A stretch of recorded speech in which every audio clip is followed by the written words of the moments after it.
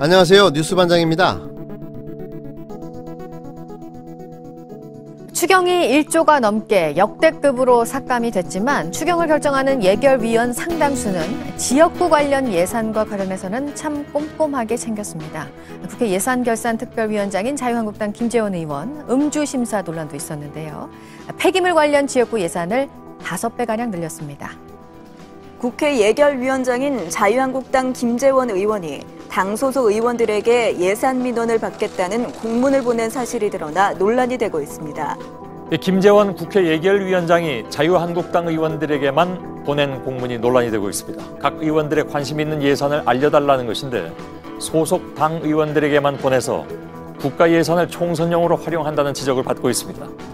얼마 전 술에 취해 추경안을 심사해 논란이 된 자유한국당 김재원 국회 예결위원장이 또 논란에 휩싸였습니다.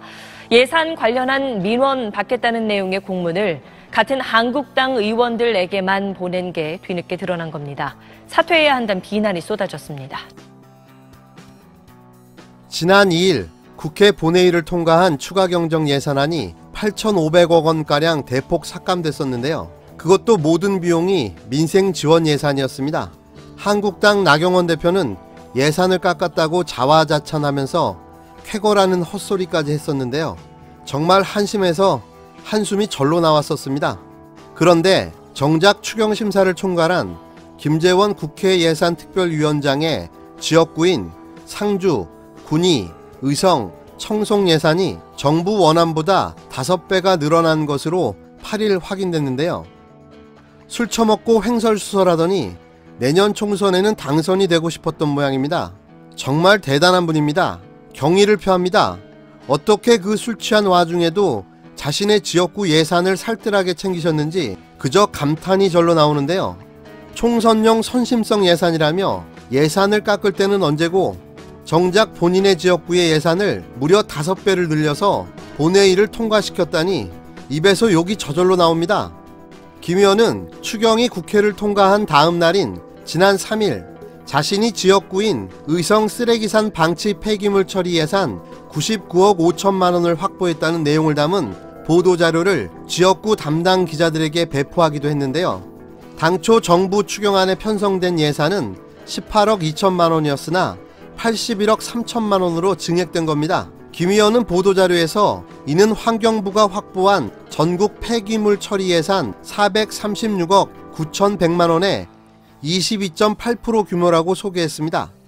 김 의원은 올해 본예산 24억 2,900만 원에 이어 추경 예산 99억 5천만 원 등 총 123억 7,900만 원의 정부 예산을 확보했다고 자랑했습니다. 그러자 정치권에선 한국당이 깐깐한 추경 심사를 내세우며 총 8,500억 원을 감액해놓고 정작 김 의원은 예결위원장의 영향력을 활용해 지역구 예산을 챙겼다는 비판이 일었는데요. 더구나 김 의원이 확보했다는 의성 폐기물 처리 예산이 연내에 모두 집행될 수 있는지 불투명하다는 지적도 나오고 있는데요.